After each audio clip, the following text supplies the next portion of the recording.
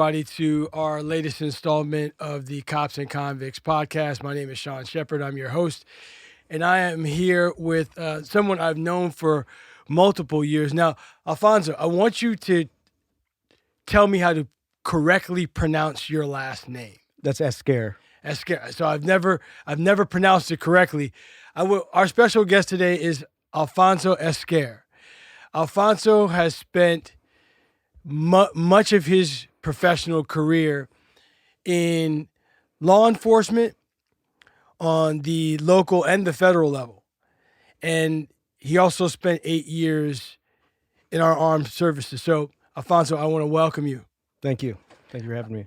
Yeah, just as a reminder to everyone watching, please hit that subscription bell and subscribe to our podcast. Hit the like button so that all the algorithm stuff will allow our channel to expand. So, Alfonso, let's start with, what was your life like that led you into joining the Marines, correct? That's correct, Marine Corps. So talk to me about what life was like for you before that point. So I grew up in Long Beach, California, and throughout different cities in Los Angeles. And I would say I grew up with my parents in the house, but not necessarily present in the house or not that active in my life. They were providing me a good lifestyle in ways of they worked very hard, but I was kind of on my own with an older sibling who's 3 years older than me. And so she and I were kind of left to just find our ways in the city of LA on our own. So growing up, it was really just about partying and, just kind of living a wild life from a young age.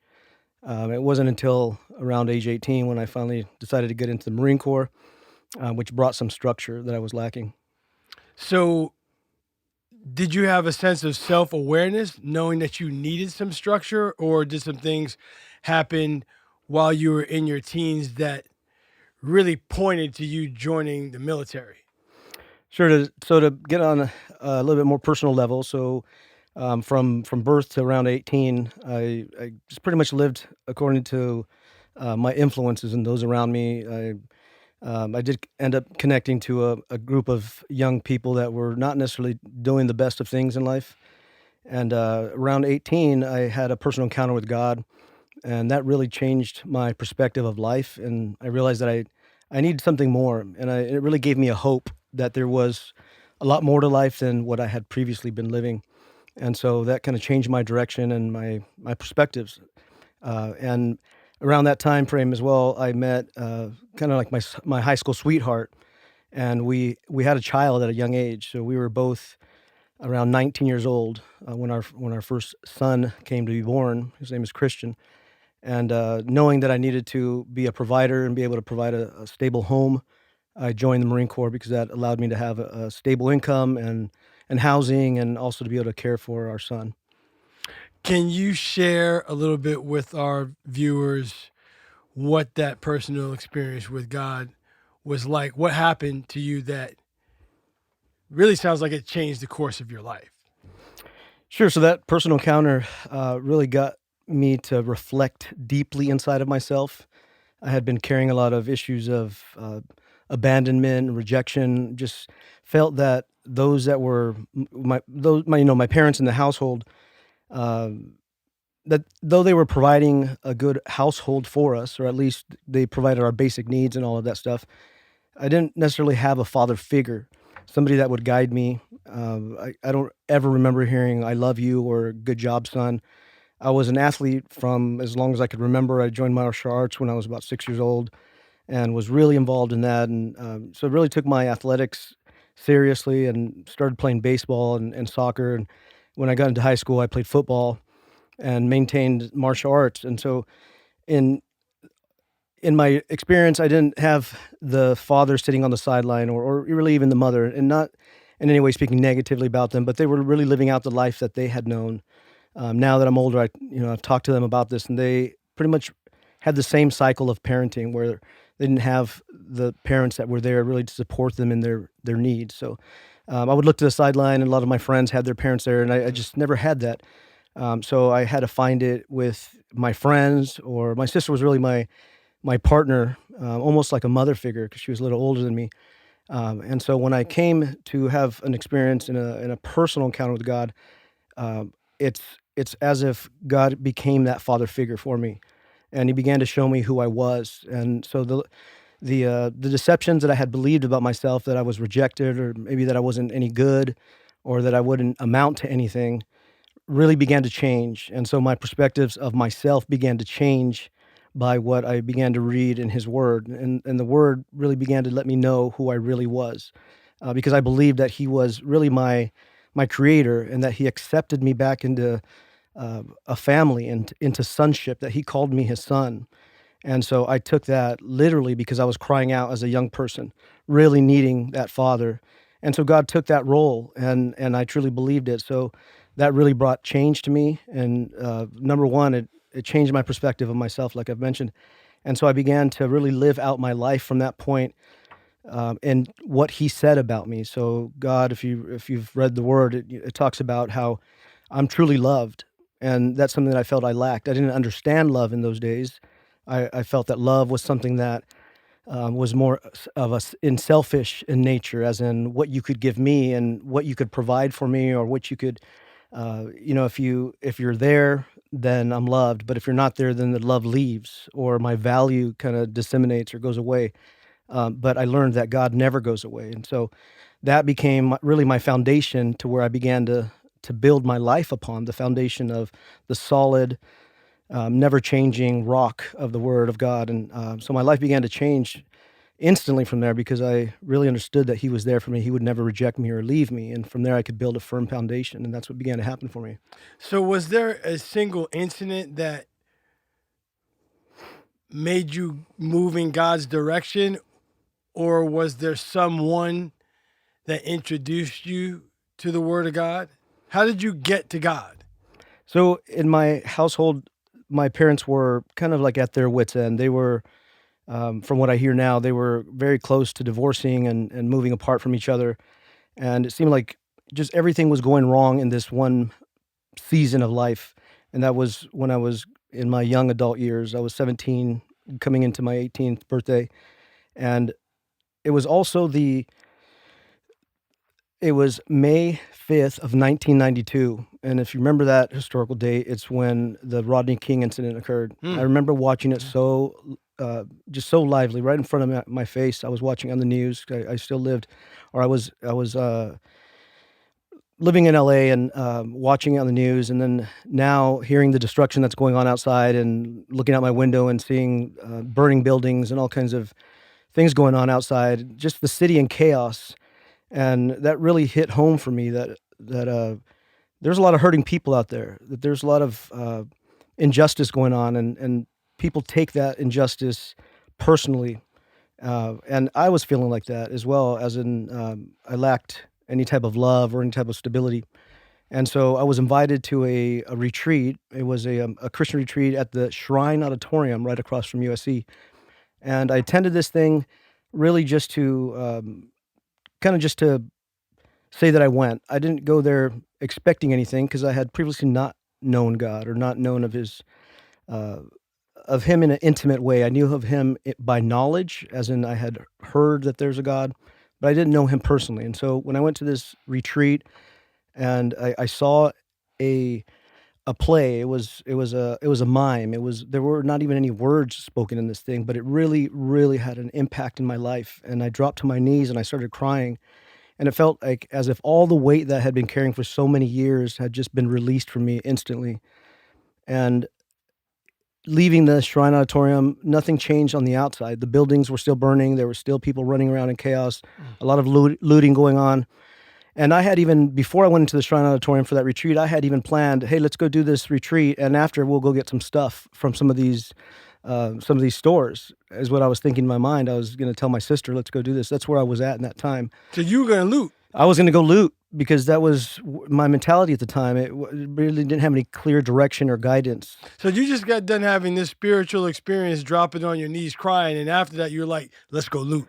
No, that was my thought before I went into the auditorium. Okay. And when I left the auditorium, it's like, as my mind and my mentality had changed. I no longer had that desire to go do that. I actually had a compassion for people that were out there looting, and I didn't get involved. I was brand new. I had, what they had told me in the retreat was that I was born again, that I was made new, that Mm. all the things of my past had been forgotten, and that I left them there. And so when I left, I came out feeling and knowing that I was brand new. And so, uh, being so young, I mean, just what I'm saying is young in my new experience, my new found relationship in God, is that my desires had changed, and I no longer wanted to go do that. And that was instant. It was a miracle that I could barely explain in human language, but it was something that I just knew that I was different.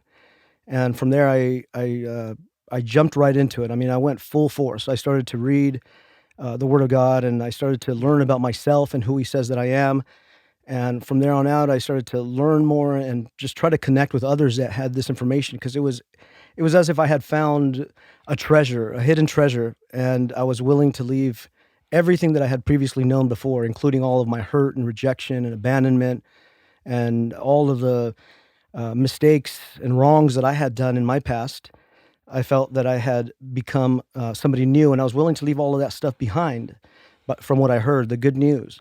And now I found this treasure, and I was willing to go and just dive headfirst into it. And so I immediately got connected to a local church, and I was fortunate enough to connect with somebody that I could relate to. It was in those days, 1992. I'm not sure if you remember, but it was around the time frame where G Funk and this kind of like singing rap style, R&B style of music was out. And so I connected with a music ministry that was singing this type of music or performing this type of music out in different locations, different churches, but also secular events like lowrider shows here in LA, and different nightclubs, and really just I jumped in head first. And so I moved in with them because I was at that age where I was ready to go. So at 17, I moved into this home with these ministers that were going out and sharing this good news, and I wanted to be all about it because I knew that this was something that was really going to make a difference in my life, and I loved what I was hearing, what as they would teach me. And so we began to travel throughout the United States, and as they would sing, I'm not a musician myself, but I wanted to get out there and share what I had found. And so in between songs, I would get up there and grab the mic and just give a quick testimony of what God had done for me.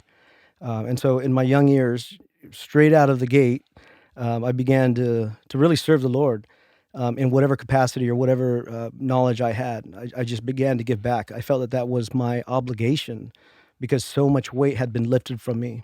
And so I felt I wanted to go and help others in any which way that I could. So you're a born again Christian and you join the military and you see 4 years of combat service in the military. Um, but by this time, you have this sense of compassion about you because you did just mention that when you came out of the shrine at USC, you had compassion for the people that were out in the streets looting, which I'm sure a lot of our viewers that are familiar with members of law enforcement and those that back the blue um, really would find it eye opening to hear that a police officer would have compassion for people who were out breaking the law here in the United States. So before you went into law enforcement, you're with the military. That's a different type of law enforcement. You take this born again Christian mentality with you, or I shouldn't even call it a mentality. It's who you are, and you enter the military with this sense of God, Christ, and compassion and love for others. How what was your experience like in the military being who you were? And I'm assuming that you were around a lot of people who were not like you in the military as it relates to God. Share that experience being kind of a fish out of water in a lot of different instances, and you have a weapon that the federal government is expecting you to use. Yes, exactly. It was a very difficult situation coming in. immediately from our first training boot camp there in San Diego. Immediately, you're told you're going to lose your identity there, as in we're going to crush you down to the ground and rebuild you up as a killer, as a United States Marine. That you're the number one killing weapon. And I mean, I can say that Marine Corps has outstanding training for that purpose. That's why the Marine Corps is really America's watchdog. It's the one military branch that the president could access without having to get congressional approval, and access and deploy within 24 hours As anywhere opposed to in the any world. of the other branches. It's The other branches Marines. require a a uh, a declared state of war to activate them for deployment to go to any foreign ground. The Marine Corps remains out on the oceans 24/7 at all times, and that's why it's has the name of America's first fighting force, first to hit the ground, because Marines are on ship, and because the Marine Corps is a part of the Department of the Navy. They are out there on ship, and so anywhere they could strategically, they're placed around every ocean throughout the earth, and they could hit the ground anywhere needed within a day's time, and they're able to be fully self-sustained to hold whatever combat mission that's required.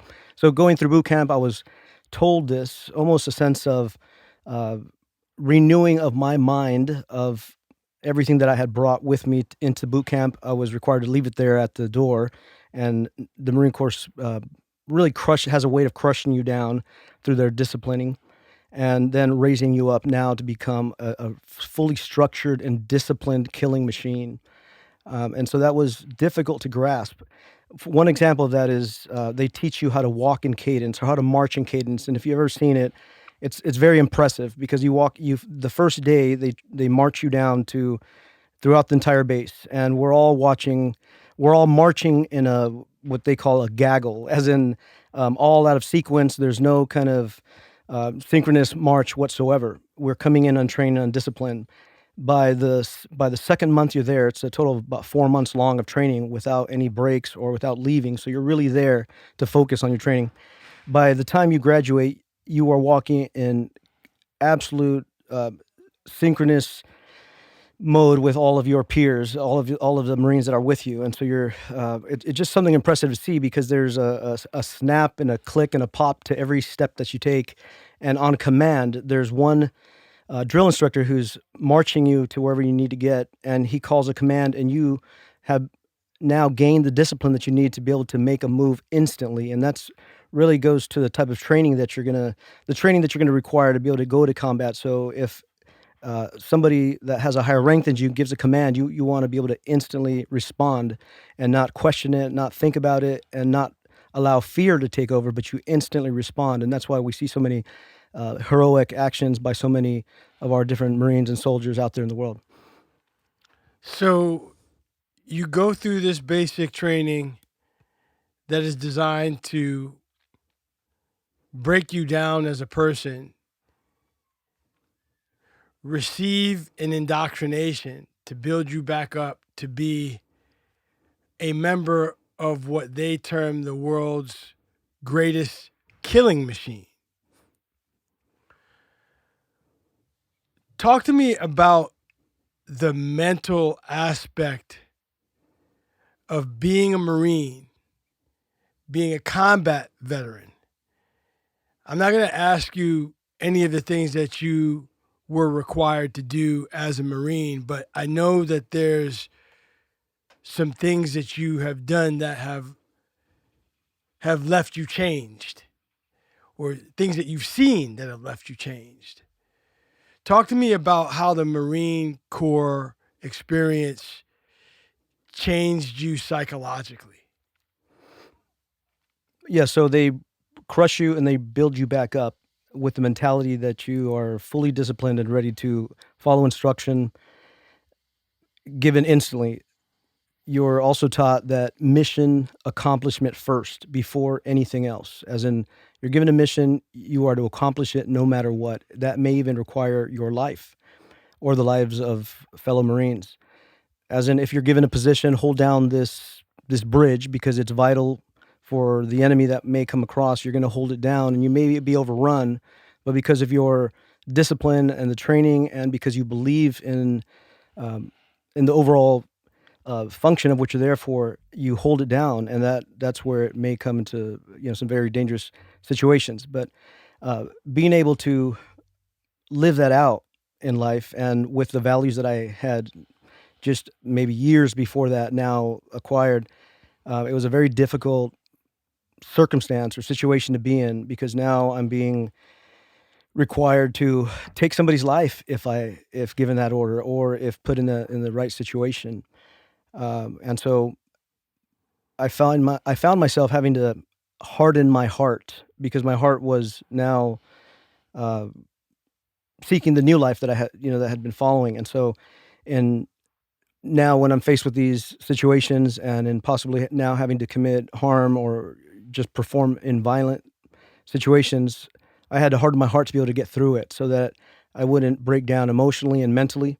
And so that began to really break down my personal relationship with God. I was going to ask you, a man can't serve two masters. I was going to ask you how you were able to serve your country through the Marines and serve God at the same time. And I'm hearing you say that you had to set God aside for a while. That's correct. How traumatic was that for you? Because it's not something that happened overnight. This is a sequence of events that leads you to a decision that you have to make, and you made that decision. Was that something that you carried with you each day, or were you able to more or less set God aside and be a Marine 100% of the time? So just like you said, you can't serve two masters, and so it was easier to follow the crowd, or follow my peers. One thing about the Marine Corps and law enforcement that we could touch upon and hear in a little bit is that you build this camaraderie that is unlike any other. The closest thing that I could describe it to, or try to bring some context to it, is athletics. If you've been in any form of organized sports, when you go through difficult times together, whether you lose or you win, you do it together as a team. And the discipline that it takes to be able to get good at your skill of whatever athletic game you're playing, when you go through difficult times together, it builds this bonding that's like no other. So in the Marine Corps, we went through some very difficult times, and to the point to where I would trust the person next to me with my life. And so you grow in what's in a sense of brotherhood, as in I trusted the person next to me, regardless of their race or their gender or where they came from. You learn to trust them. And so what they do then becomes kind of a part of then my nature, and I begin to do what they do. And so there's a hidden theme inside of the Marine Corps that we're the biggest drinkers gun club.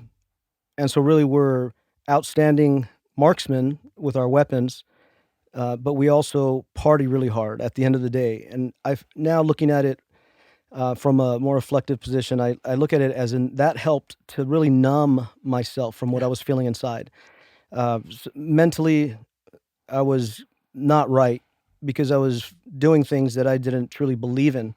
And so the alcohol was a way to cope with those hurts. And so I began to really get into to numbing myself, and I started to drink quite a bit of alcohol and with my peers. It was almost as something that you had to do. Really, it was part of the culture to really just get engaged in numbing yourself, and really just enjoying your what I thought was enjoying myself at the time with my peers. And so when we'd be deployed, we'd be out for months, out in either some foreign place, or out in the jungle or wilderness or desert somewhere.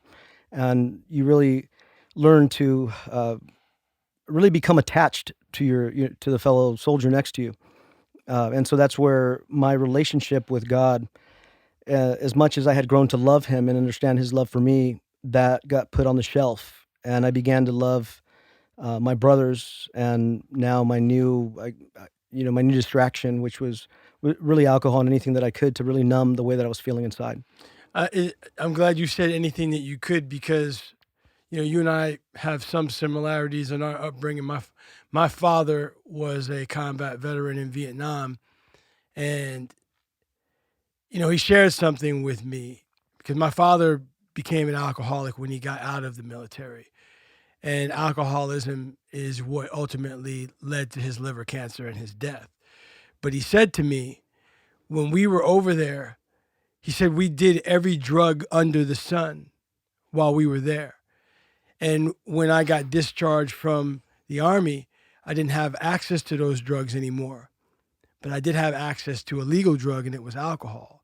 And so I did that and continued to do that and abuse that. So I'm guessing, and you correct me if I'm wrong, there were a number of experiences that you and your fellow Marines went through together, and you shared that trauma together, and you developed similar coping skills that you participated in together, right? And I'm hearing you say that it wasn't healthy. That's right. Taking substances to deal with your reality, like you said, numbing, wasn't a healthy way to deal with things. But you survived the military. You survived your 4 years of combat service, and then you did another 4 years in what capacity? So after my 4 years, then I was at the point where I could either be discharged and go on to find employment somewhere else. But by that point, my wife and I, we had our second child, and so trying to think about the best, what would be in the best interest of our family overall. And I knew at that point I had I started to acquire some desires to get into law enforcement. The Marine Corps is favorable. I mean, very favorable over law enforcement. Many military members go into law enforcement. But I knew I wasn't ready at that time. I had already started on the path of getting my education, so I was very close. Actually, I was done with my bachelor's degree, so I had received a bachelor's degree from Biola University, and that was in psychology and some biblical studies. But at that point, at my 4-year mark, when I was ready to either be discharged or do another 4 years, I decided the best thing for our overall family and to continue my education, because they have really great benefits for military members to receive their education. I went on to get my master's degree while I was in the Marine Corps, which was fully funded by the Marine Corps, which I'm very grateful for. And so I got a master's then. That's where I began to study criminal justice and become really interested in criminal justice. And so I was really preparing for my career that what was truly my goal now after going to serve 8 years in the Marine Corps. I was going to get into law enforcement. And so I knew that I wanted to do something that at the highest level of investigation. So I considered either joining the FBI or the DEA. And so I lateral moved from a combat unit now into a more intelligence-based unit, which was weapons of mass destruction. At the time, it was Iraq was getting really hot, and so I knew I wanted to make myself marketable. I felt that was going to be something that the federal government was going to want, or something that was going to put me above others if I had some type of occupational skill in what they were really looking at. So my job specialty became nuclear, biological, and chemical weapons specialist. So, but that also made me very marketable for Iraq, because that's the reason that we went over there, with the accusations of the WMDs and such. So I was there on the front line, ready to, first of all, I had to train all the Marines getting ready to go. So I was very, very active and involved with our deployment over to Iraq. And so that was what I did for the next 4 years. So you did that for 4 years, and then you embark upon a 12-year career, still inside the federal government, with the Drug Enforcement Agency. Take me through that process of getting out of the Marines and wanting to be a DEA agent. So in my deployments, I was able to connect with several federal agents that were doing their time abroad, and I really got to hear the ins and outs. And it sounded just like what we were doing in the Marine Corps, but on a higher scale and domestic. And so that interested me. And so I went ahead and applied for both the FBI and the DEA, and I said, whichever takes me first, I'll go with either or. So I was in the hiring process for both agencies, and the DEA at the time appealed to me a little more because it was they were using the same type of tactics, military-based tactics that I had become so familiar with and was trained well with in the Marine Corps, and I felt comfortable under those situations. And that's a whole nother situation. What I had experienced in my 8 years in the Marine Corps was a lot of traumatic time, but I felt comfortable in it, and so I wanted. Comfortable during traumatic instances. Yes, it may sound a little peculiar that you could feel comfortable in that, but it's again a way of coping with the trauma. It's a dangerous place to be when you could feel when trauma feels normal, and so I felt that the DEA would allow me to still function in that high adrenaline uh, state of what I knew to be trauma, but I felt that I had it under control, as in I don't know another term, but gung ho. I wanted to go out there and perform what I was doing in the Marine Corps, but now domestically. And I had a good heart to do it, as in I had no, there was no, there was no injustice in my heart. I wanted to go out there and go and help out my community and do my best in ridding our countries and community of dangerous drugs and that type of thing. At least that's how I began. That was the perception I began my career into the DEA. But I learned that then I began my career in DEA, and we'll get a little bit more into this. That I still had that trauma with me, and I was carrying it. So I just carried it from one agency to the next, and in a way, I could say that it would give me the motivation or the drive to do well at my work, in the sense of good results in the cases that I made, but it wasn't the best in the interest of our communities. So talk to me. Talk to me, Alfonso. Summarize for me what you feel the role or the major purpose of the DEA is. What what are they supposed to be doing? So the DEA enforces the U.S. drug laws of the United States. So it operates under the Department of Justice, with its most immediate supervisor, or with the boss being the United States Attorney General, and then the Department of Justice, and the DEA is a department under the Department of Justice. So our mission really was to combat some of the biggest cartel and kingpins out there that are trafficking in drugs internationally and domestic. The ones that are either importing or manufacturing, transporting dangerous drugs into the United States. So I found myself being able to travel abroad quite a bit in pursuit of investigations that would lead back to the United States. So under the jurisdiction that we have in the United States, in partnership with other countries, we're able to go out to wherever the origination is of those drugs that are, if they're planned to come into the United States, then we're able to go there and take our investigations there and partner with the law enforcement agencies that are on foreign soil. And so I found myself very often going to Mexico and South America and such, where most of the dangerous drugs that reach the homeland here in the United States, that's where they originate from, and they find their way here. So many of my investigations started off in different countries, and so that's where I would go to investigate those things. And I found myself the majority of time around the U.S. border and Mexico, because the majority of drugs that were coming in during my time frame in those 12 years were coming in through Mexico. And also being Latino and speaking Spanish, I was one of the key players in a lot of our investigations. Really found myself on the front line, infiltrating into cartel activity and really trying to stop the drugs from coming into the country.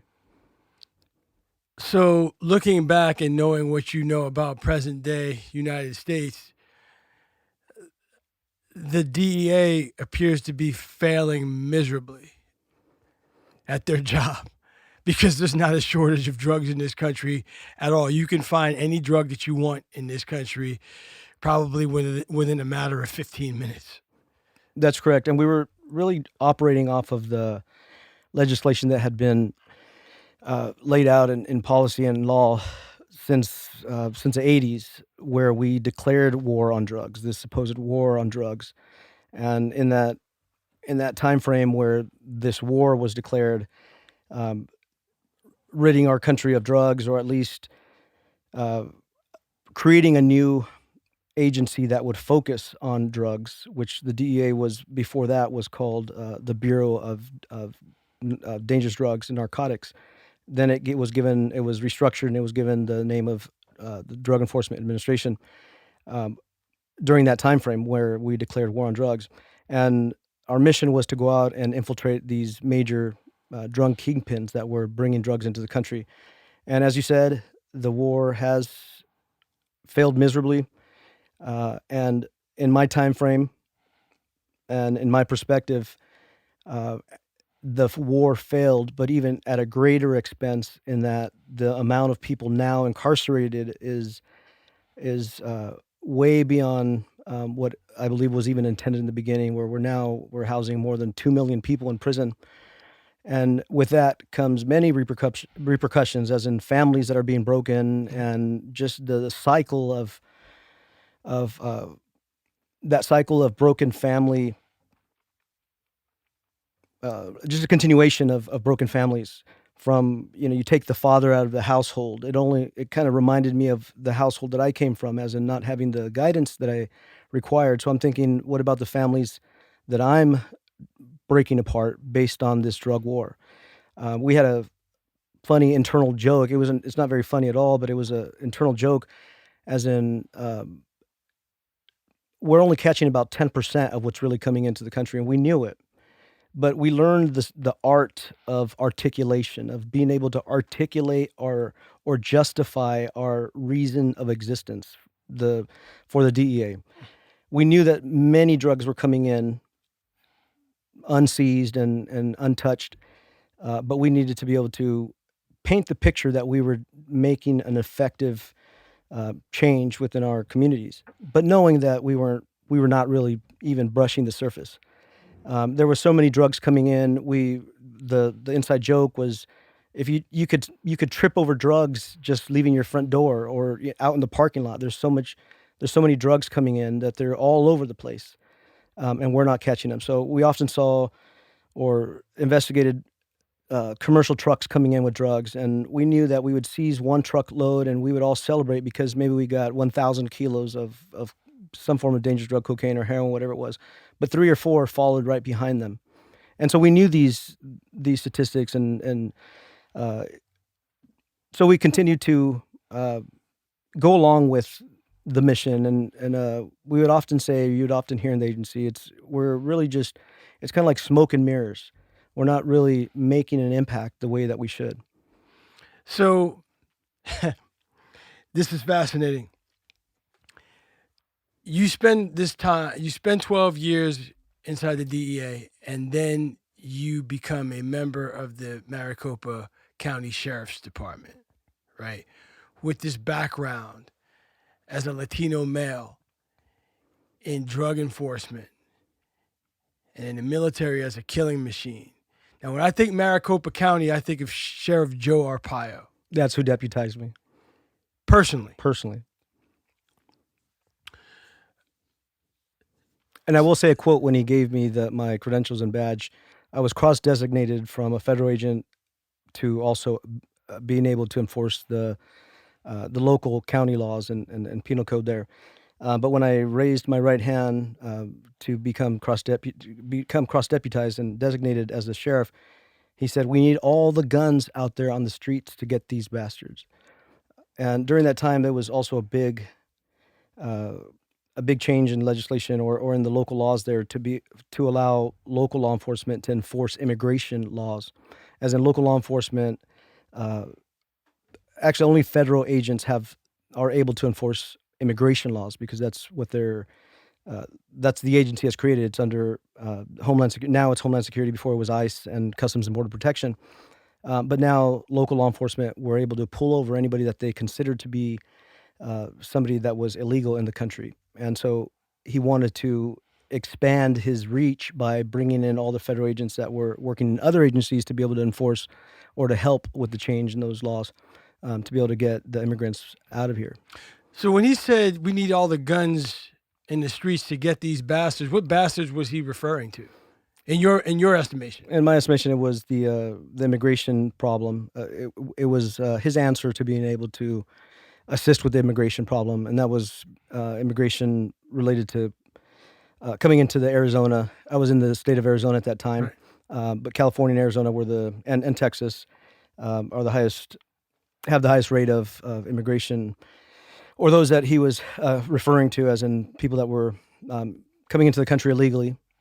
That's what he wanted to combat, and so that's why he deputized federal agents.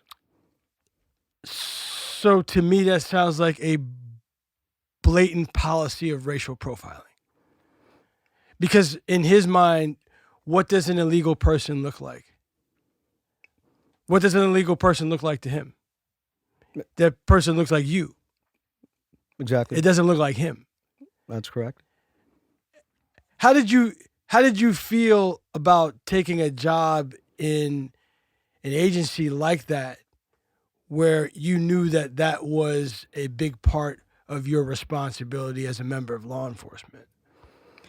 So I'm glad that we were able to establish the context with the Marine Corps first, because I first mentioned that in the Marine Corps you build this camaraderie and this brotherhood, and that same brotherhood I found as well in law enforcement, where because I was so close to the men and women that were next to me, it's almost as if you perform the same functions as what they're performing, and so Right. There's many great law enforcement people out there doing great work. But in law enforcement, there's that brotherhood where you don't overstep your partners. You don't Don't worry about it. you don't do anything that is going to contradict their behaviors. If I could just bring up one quick theory, just to give a little bit more context to it on the internals, I think it's important that we bring even more context on the inside of law enforcement, and much of it came from my learning in the military. But if we could just give a very basic definition of racism, we could say that it's the beliefs, our personal beliefs, and they're based on our beliefs in our personal race, or a race that is superior to another. Yep. So the context that I want to bring into it is that if we look at it from that way, from that perspective, that a belief in one's race that may be superior to another, I kind of attribute it to the race, or if we want to look at it from a belief system rather than the color of skin, but we could tie them together, a belief system and then the color of law enforcement would be blue. So the race of law enforcement may be blue, and that stands at times above, or it's stronger than even the race that one themselves may hold. That's deep. And so if you're functioning under the race of blue, then you're going to back and support your peers, regardless of what happens. And the perspective is that the color blue, or the race of blue, is superior to any other race. And so my evidence of that is the recent Tyree Nichols. I'm sorry, Tyree Nichols. The violence that was imposed on him, and coming from 5 black officers on one black member of the community. So we see a black on black violence happening there. And so I have to ponder that and think, how could that happen? We seek to bring in more people of color into law enforcement to help mitigate those problems, and to kind of break up some of the barriers that we're seeing, where we're seeing a lot of white police officers imposing violence over people of color. Another situation is gray Freddie Gray, Gray where there in was Baltimore. in Baltimore, where there were 3 black officers that were a part of that scenario as well. And so I have to think back to my personal experience and and reflect back on when I was functioning under the color blue. There were many times, or the majority of time, I would say, because I was on the front of Mexico and the U.S. border, the majority of those that were bringing illegal drugs into the country were Latinos like myself, and we share the same color skin. And being one of the only persons of color in my enforcement group, there was a lot of talk about the perspective that they saw those that were committing crimes, or that we suspected of committing crimes. So before we ever stepped our foot out of the office to go conduct our investigations or perform any type of enforcement, there was a lot of talk. So before you do any type of enforcement or investigation or surveillance or engage a person, there has to be some type of operational plan. What is it that you're going to do? And you have to really come up with a plan that's going to be safe for all the members of law enforcement, and what is the overall mission, and then that has to be approved by a supervisor. But before we even left the door, there was all kinds of talk that insinuated that our suspects were bad people, or were as if already convicted and found guilty. So we would leave the front door with this perspective, as in if this is the enemy, and we're just doing the right thing to fight the enemy.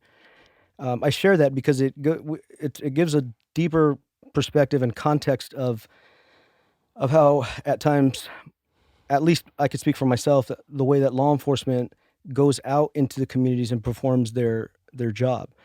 It's you jump in your car and then you begin to conduct your regular operations or business of duty, and you're leaving with this perspective that it's us against them. It's blue against whatever persons that we come across.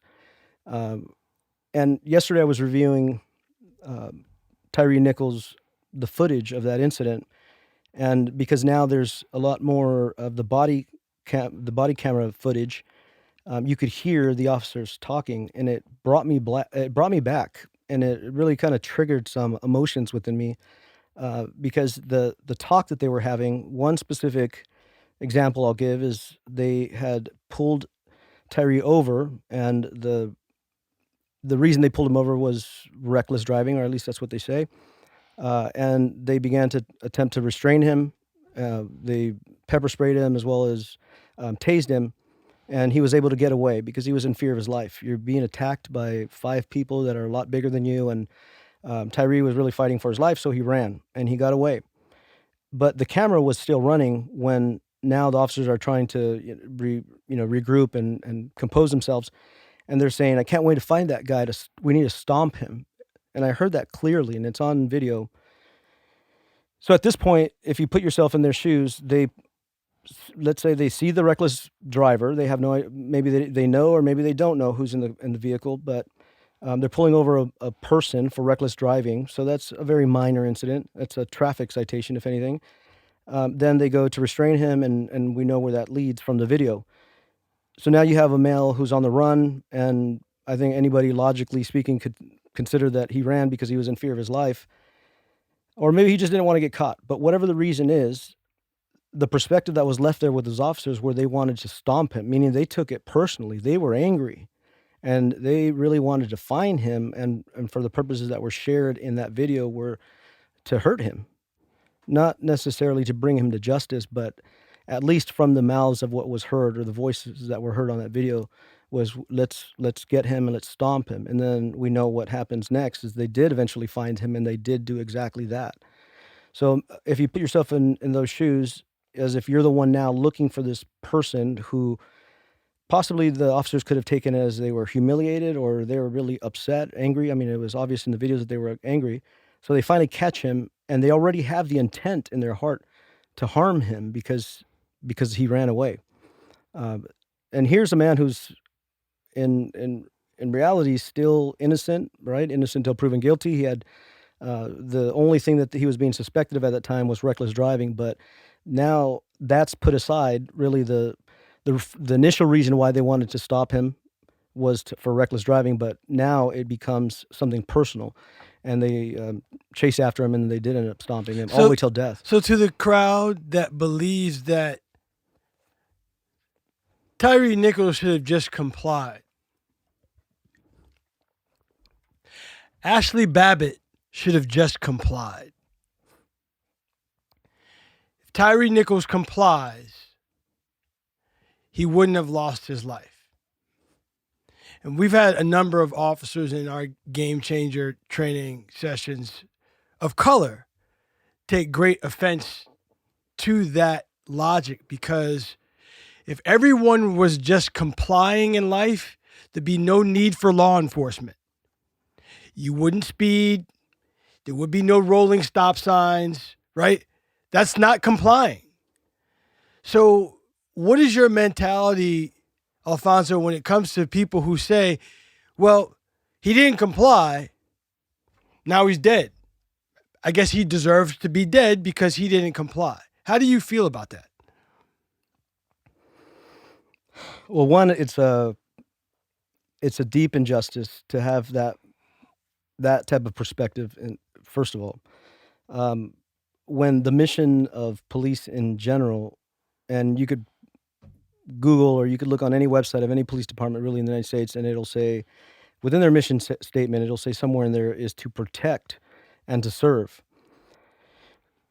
So when officers begin to take matters personally and they begin to abuse power with the perspective that you need to comply to me because I hold the power and you don't, that's where I see an injustice. When their initial mission statement is to protect the community, not to harm them, not to force anybody to comply. So in the case of Nichols, he was, according to the video that we see, and anybody that watches it, it'd be very, very difficult to say anything other. But the fact that, well, first I saw compliance in there, but the fact that he was great violence was being brought to him. He was being and almost immediately. He's being mauled. He was being mauled, and great violence was being brought to him, and he was pepper sprayed. And if you've ever had pepper spray, it feels like if you're suffocating and you cannot breathe. It takes away your eyesight if it gets in your eyes. You can't breathe. You really are in a state of panic just to get oxygen. So your body is moving in ways that are almost out of control to yourself. You want to get out of pain. You want to get out of this burning sensation. It feels like your lungs are just, you're not able to inhale or exhale. So I can understand his body movements and such. But when you're being mauled, as you say, it seems natural that anybody that gets taken over or gets attacked in such a way, your first instinct is to get away, just to get free. I don't see where somebody could comply under that type of situation, as well as being tased. If you've been tased in law enforcement, if you're whatever weapon you're going to deploy that is anti-lethal, you have to experience you need to experience it yourself. So right. I've been both pepper sprayed and tased, and they tasing feels like if you're going to almost as if you're going to explode, as in there's no way of really regaining your natural functions. You're just in a state of complete emergency and shock. Every form of adrenaline and anything that's within you is in a state of complete emergency. You just want to get away no matter what you do.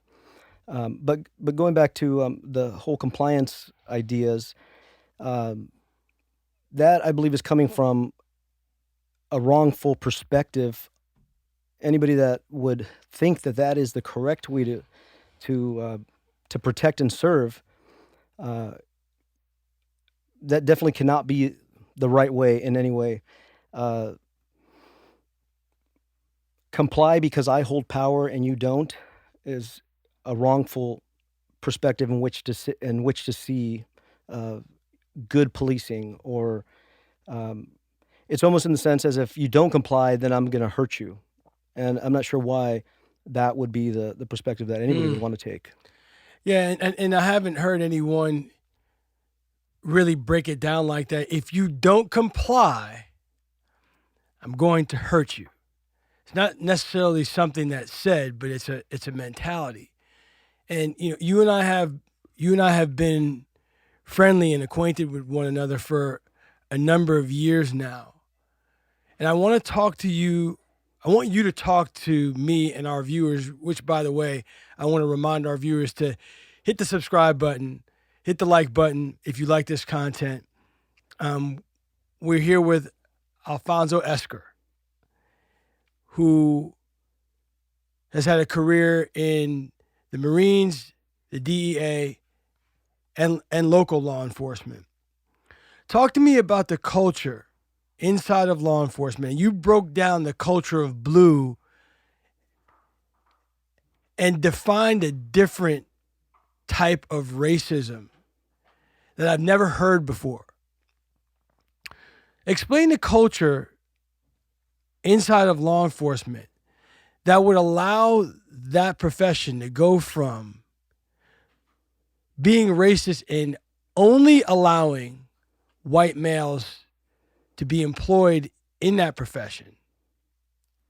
Going from that extreme, where black and brown and female were not allowed in that profession, all the way up to Tyree Nichols, where you have 5 black officers beating the life out of a black citizen.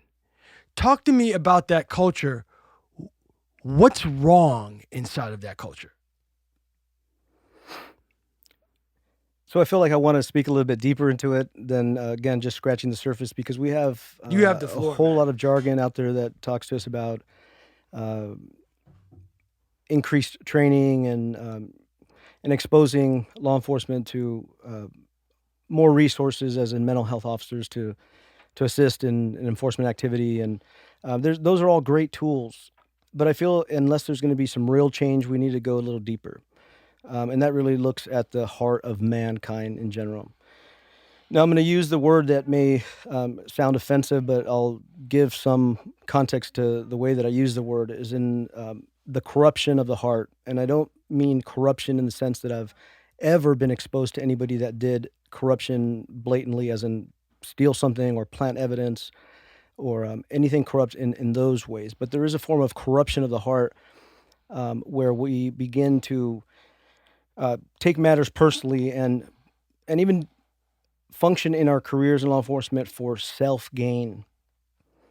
And anytime things are done for self rather than for others, there could be a sense of corruption in there. It's we're doing it for the purposes of our own self attributes or whatever, or our own self achievement, or whatever we could gain from somebody else's loss.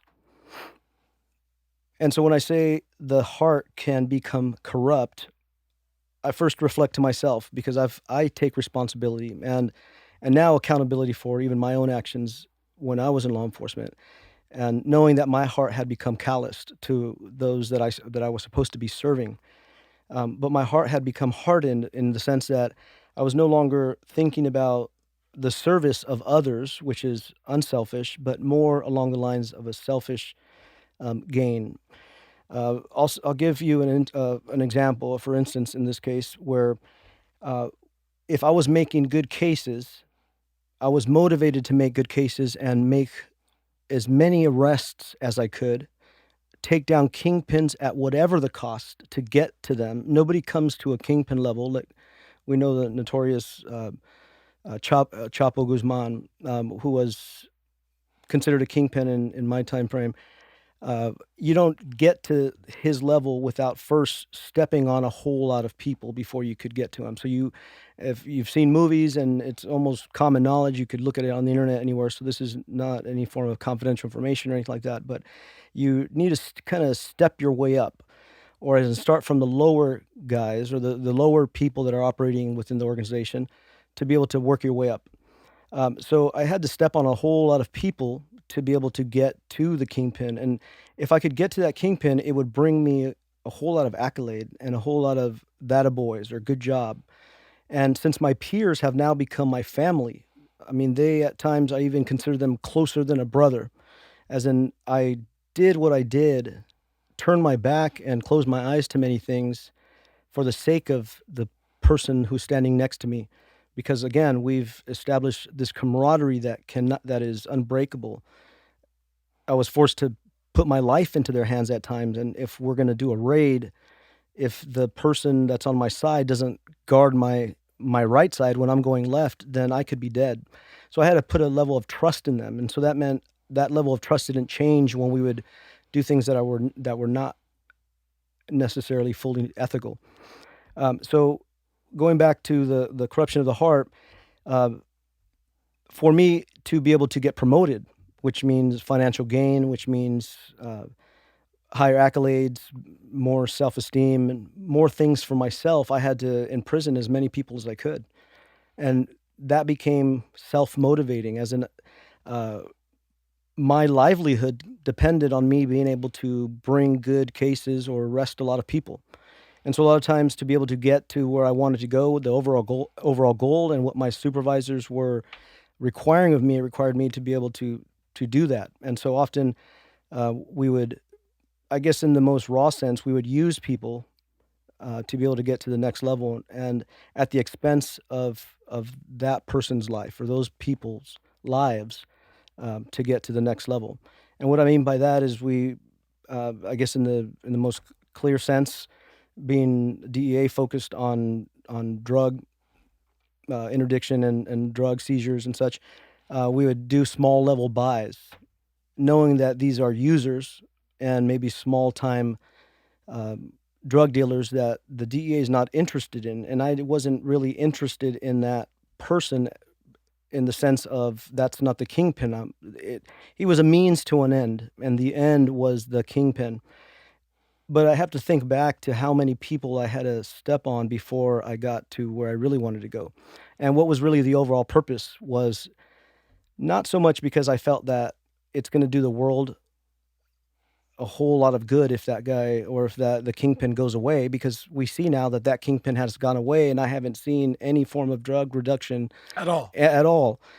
Somebody else was very quickly ready to step into his shoes and make the more than $1 billion a year that he was making.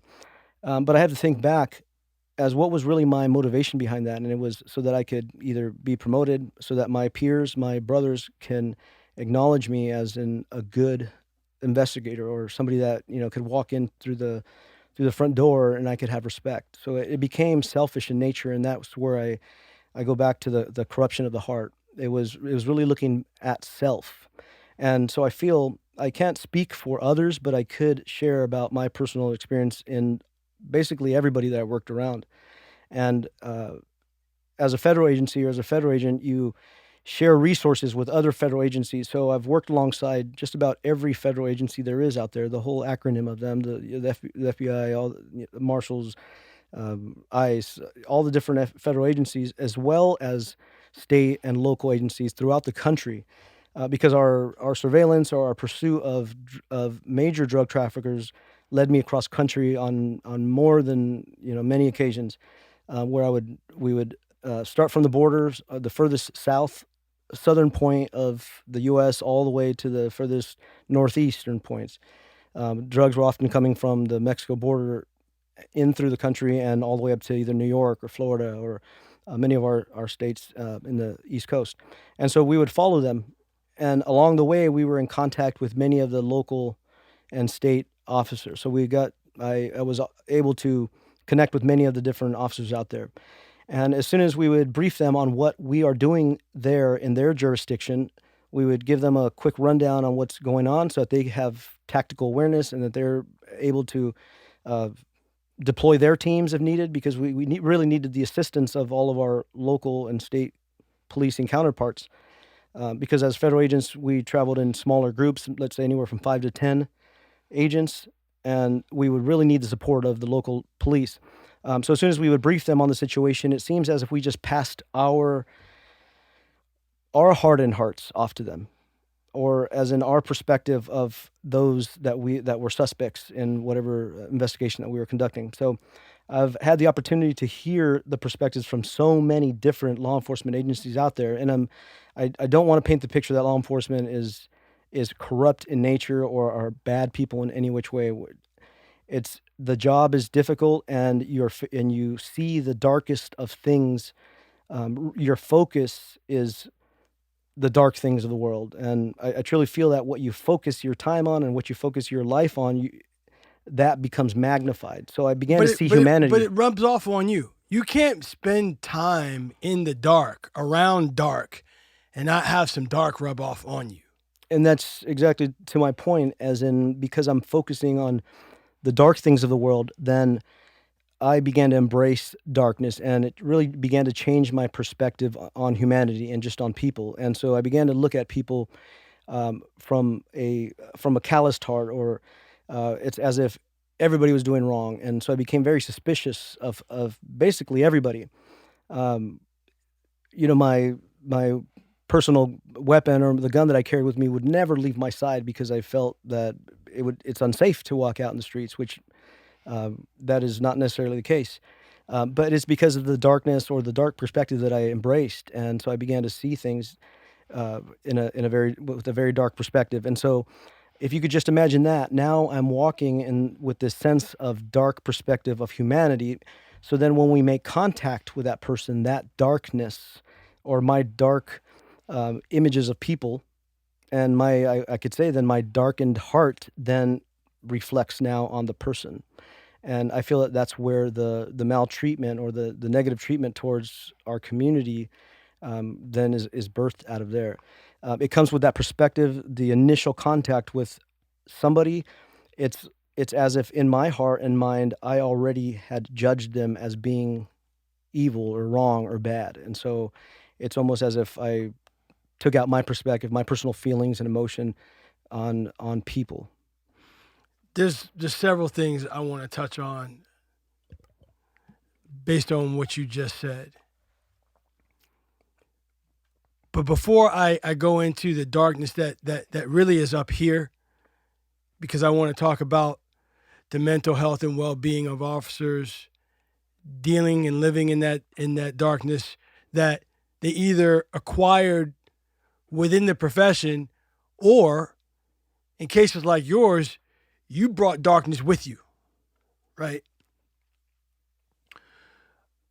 I've spoken to over 1,000 members of law enforcement, and I listen to officers of color talk about what they see, whether it's Walter Scott, or it's Tamir Rice, or it's Tyree Nichols. And they've shared in public forums that officers of color know better than to treat citizens who are white the way citizens of color are treated by law enforcement. They said, we know we can't do that. We might be able to do that to black and brown citizens, but we know that things will change overnight. Law enforcement reform would change overnight if officers of color were treating white American citizens the way all of law enforcement treats black and brown citizens. What do you say to that? Can you relate to that? Do you agree with that? Do you know where they're coming from when they say that?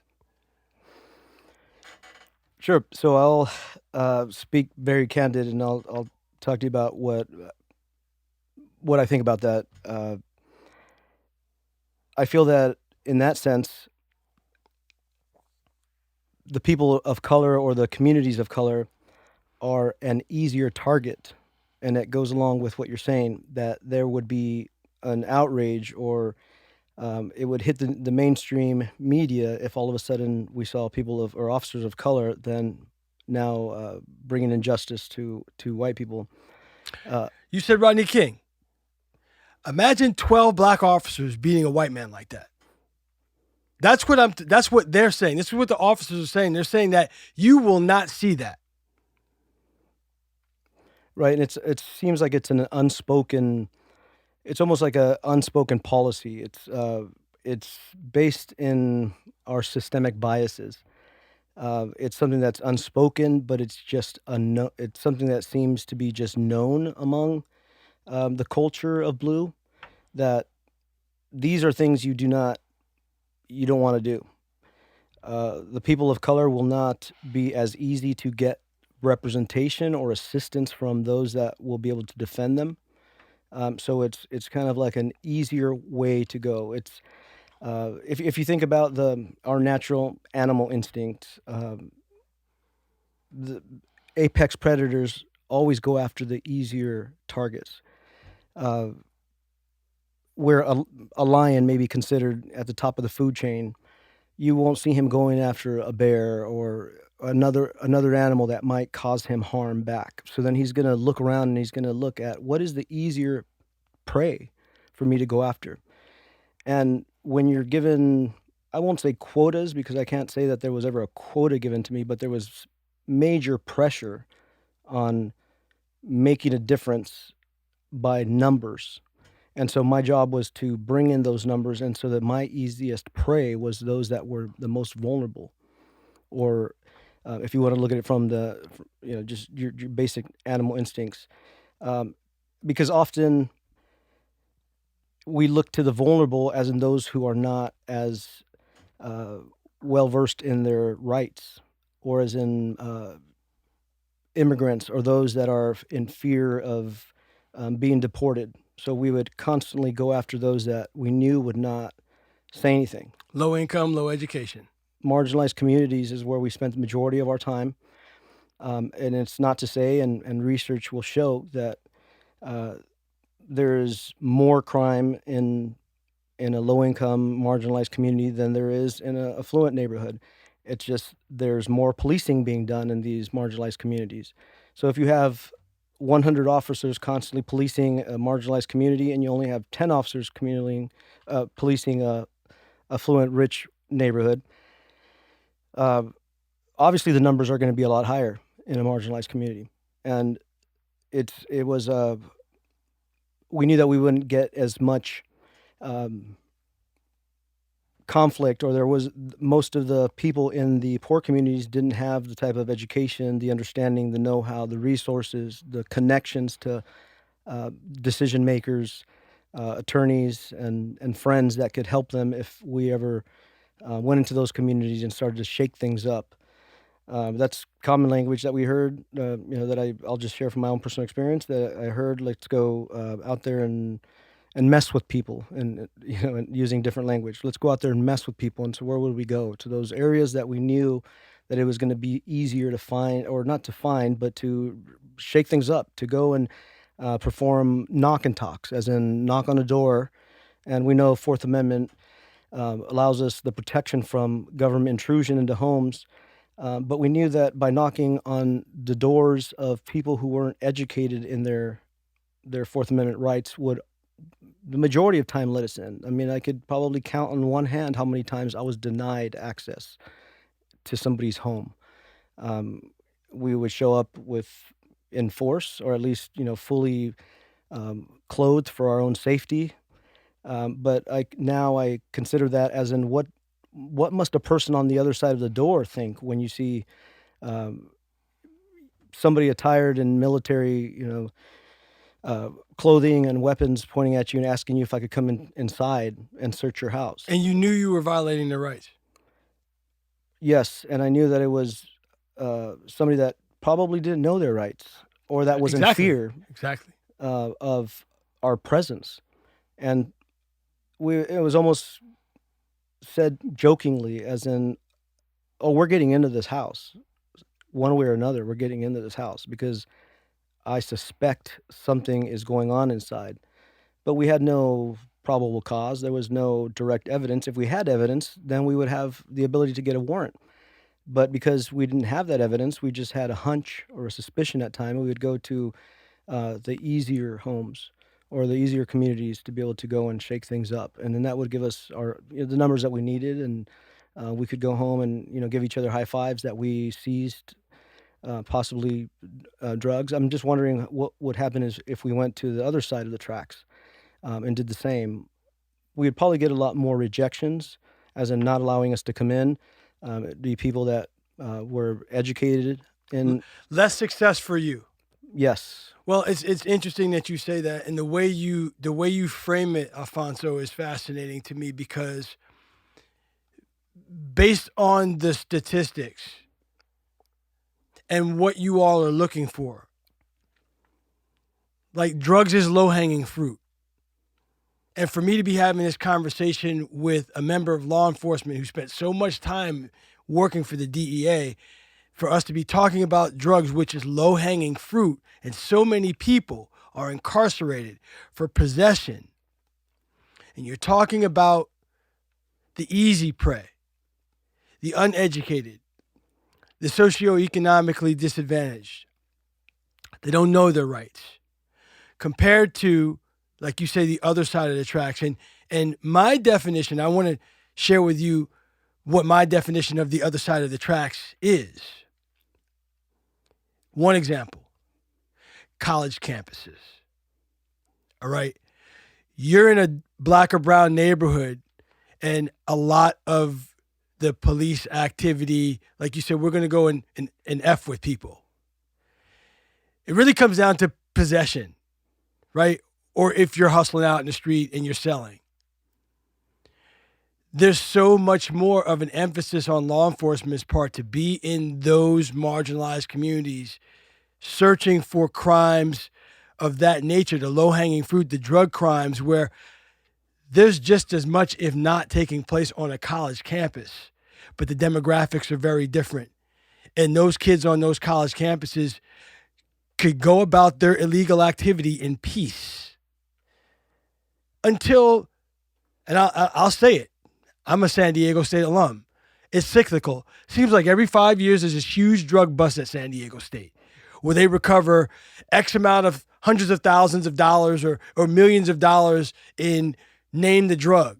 Well, what have you been doing all along? Allowing drug trafficking, drug possession, assault, sexual assault, rape, all that can take place unencumbered on a college campus, but not over here where Pookie and Ray Ray live. Talk to me about that, because it has to be a conscious, concerted effort to leave the college campuses alone and spend all our time in Long Beach or wherever. Well, I have a direct example of that, something that I actually experienced coming out of the DA Academy and then going out into now my first field office, trying to come up with as many new ideas to be able to spark investigations, because you're not handed investigations. It's not reactive as in your typical law enforcement where you patrol a beat and you respond to whatever crimes are happening. Here you're kind of you begin your investigations really from scratch. So you really have to be thinking creatively. So in my thoughts as a young naive agent, I said I'm going to go over to Arizona State University, and I'm going to partner with the campus police there, which are sworn peace officers, thinking that they have a desire to rid their campuses of drugs and such. And I said, "Hi, I'm Alfonso. I'm here with the DEA, and I'd like to partner with you. We've arrested several people, and they've said that a lot of their drugs are coming from your campus, and so I'd like to partner with you. And we have the capability to expand investigations and do a whole lot of things that possibly your small campus police department cannot. Would you allow us, or would you at least call me when you get a hold of drugs?" And MDMA was big in those days, ecstasy, and that.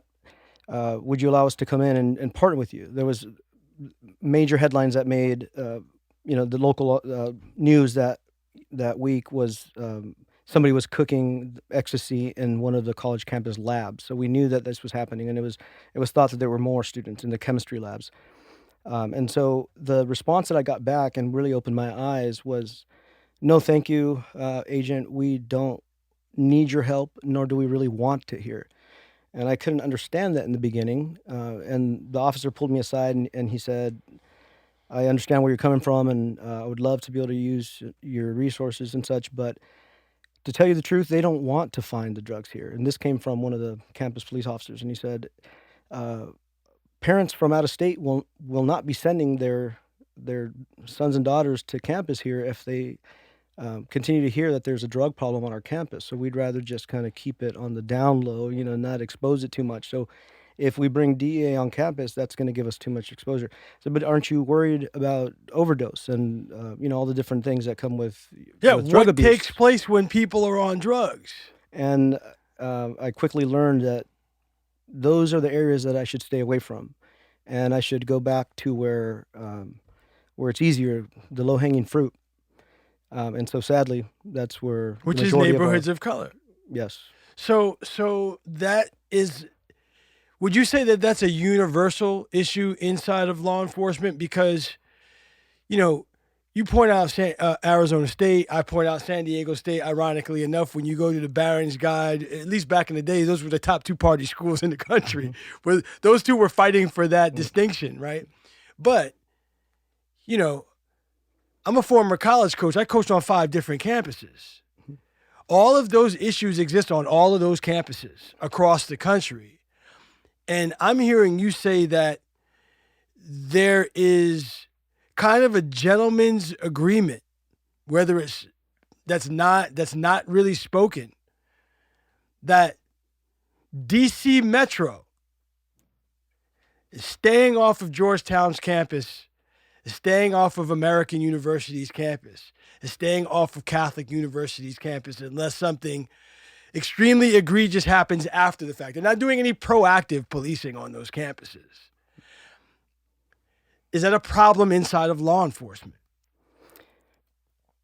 I would say yes, and I'll give you an example that will provide evidence to what we're speaking of. But if we consider cocaine being cocaine hydrochloride, it's a substance that is a Schedule II substance, illegal, a felony.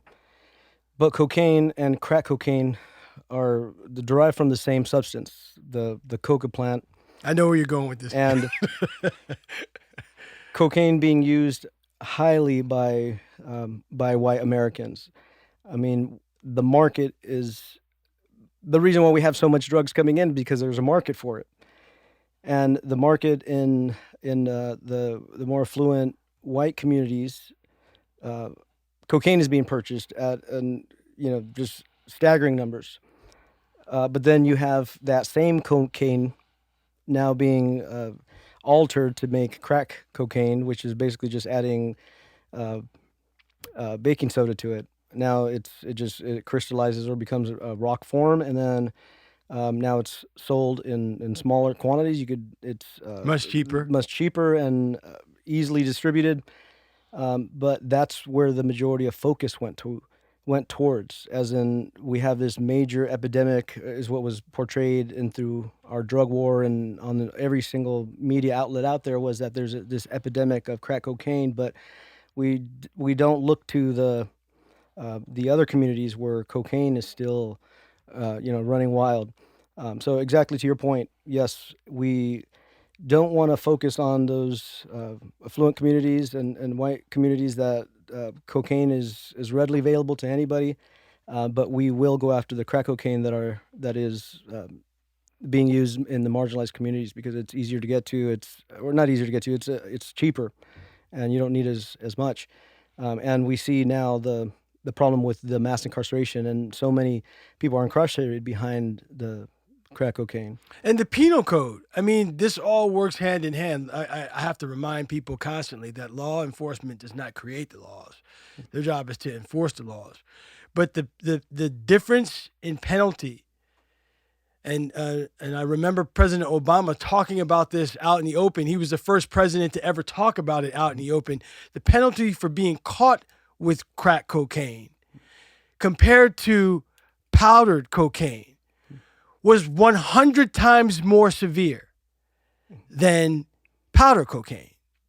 And I can't remember the exact phrase. I think he might have called it the 100 to 1 ratio. I can't remember. It's 5 grams. So 5 grams of crack cocaine gives you the same penalty or same time in jail than what a kilogram of cocaine would be. So if you find a kilogram, which is 2.2 pounds. So if you find a kilo of coke compared to 5 grams, it gives you the same under the sentencing guidelines. So a kilogram is how much? 2.2 pounds. 2.2 pounds. 5 grams. Right. That's like a grain of salt compared to a mountain. That's right.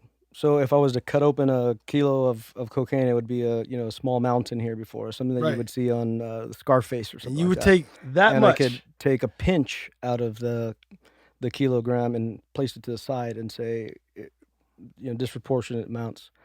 But that equates with the disproportionate amounts of people of color that are now serving prison time based on those 5 grams compared to the kilo of cocaine. So And in the federal system, it's the minimum. There's a minimum mandatory sentence, meaning there is no parole behind it. It's a mandatory life sentence of 10 years. So you will serve those 10 years. is that still the case? They've recently the law has changed because of I believe it came under President Obama's time in office that it was looked at as in that is the sentencing laws were completely unjust, and even there were still remaining persons that were in jail or doing time in prison that were able to now get resentenced based on the new laws. So that has changed since, and that's something that's been helpful. So I want to make sure that we cover this particular topic of mental health and well-being inside of law enforcement. And, over the years, that topic keeps coming up to the point where I personally feel and professionally feel that mental health is some low-hanging fruit where community residents and law enforcement could actually discover quite a bit of common ground as it relates to, we agree here that something needs to be done, and we are all for working with you to fix this issue because mental health and well-being is such a pervasive problem in our greatest society that we have ignored for many years how big an issue it has been inside of the law enforcement community. So you talk to me about a callous heart. You talk to me about the darkness, heart, mind, darkness of the profession, dealing with dark issues, dealing with dark people. Talk to me about the mental health challenges inside of law enforcement and what is and isn't being done to address that issue. Sure, a very big issue and very true what you're saying. And I'll first speak anecdotally from my own perspective. I came from the military, as we've covered throughout this conversation, knowing that I had my own personal mental health challenges, as in I had learned how to live what I consider to be the normal life with holding on to trauma. I was able to go directly into law enforcement without that ever being really looked at. In an official capacity. In an official capacity. I was given a psychological test, but I was well versed and understood mental health. I knew what to say and how to get through it.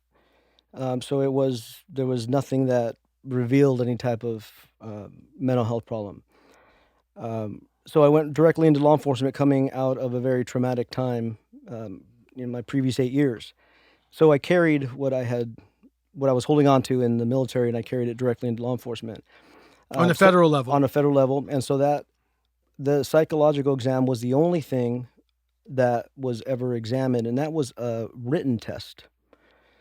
So as long as I was able to answer the questions correctly, I was able to move on in my application process. So I began my career in law enforcement, and I began to experience even more trauma. And I won't say necessarily this is also true, but I'll even give more context to the trauma of what I'm speaking about in trauma. Anytime there's a prolonged sense of time that your adrenaline continues, if, for example, I'll go back to the military because it might be easier to understand, but let's say you're deployed to a foreign country and there's explosions going off around you, or at least within the vicinity that you could hear them, smell the gunpowder, smell the fire burning and such. When you're first there, every bomb that goes off, you jump and you're scared, and maybe you might take some shelter. After some time and some months that go by, it just becomes second nature, and it's almost as if now you're just uh, as if it's a normal part of life.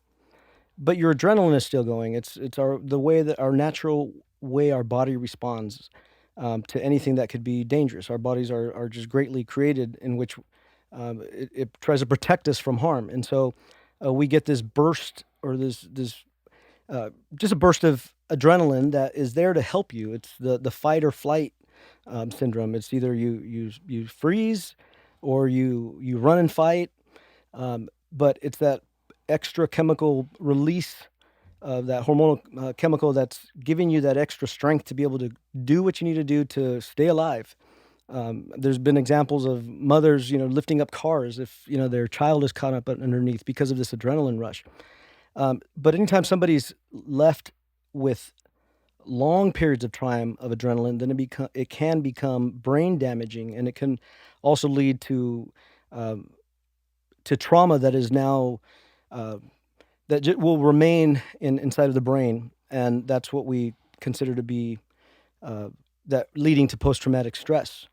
Anytime you're in a traumatic situation and you don't necessarily want to deal with it because you still have responsibilities to get through, so you really just begin to isolate or segregate those feelings and emotions, the fears that you're actually experiencing because they're real life fears. And you just put them back in the backside of your brain.